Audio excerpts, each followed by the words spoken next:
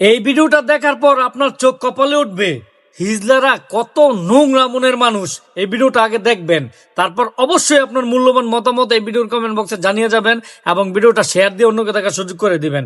আগে ধৈর্য সহকারে ভিডিওটা দেখেন, আগে দেখেন।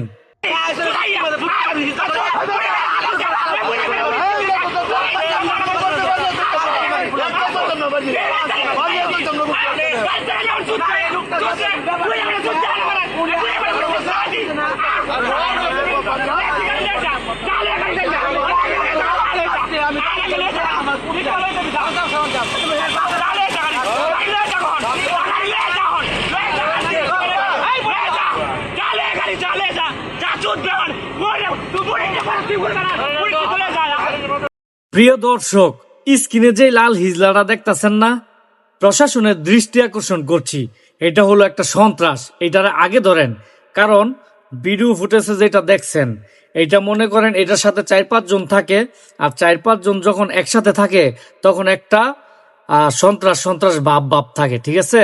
তো এইটার কারণে এইটার নেতৃত্বে কিন্তু এরা কিন্তু গাড়িগুলো আটকাইছে।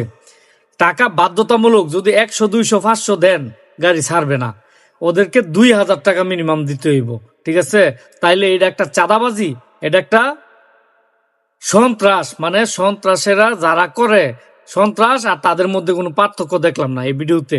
আপনারা যদি আমার সাথে একমত থাকেন তাহলে ভিডিওটা ঝড়ের গতিতে শেয়ার দিবেন এবং আপনাদের মূল্যবান মতামত এই ভিডিওর কমেন্ট বক্সে জানিয়ে যাবেন এবং ভিডিওটা শেয়ার দিয়ে অন্যকে দেখার সুযোগ করে দিবেন।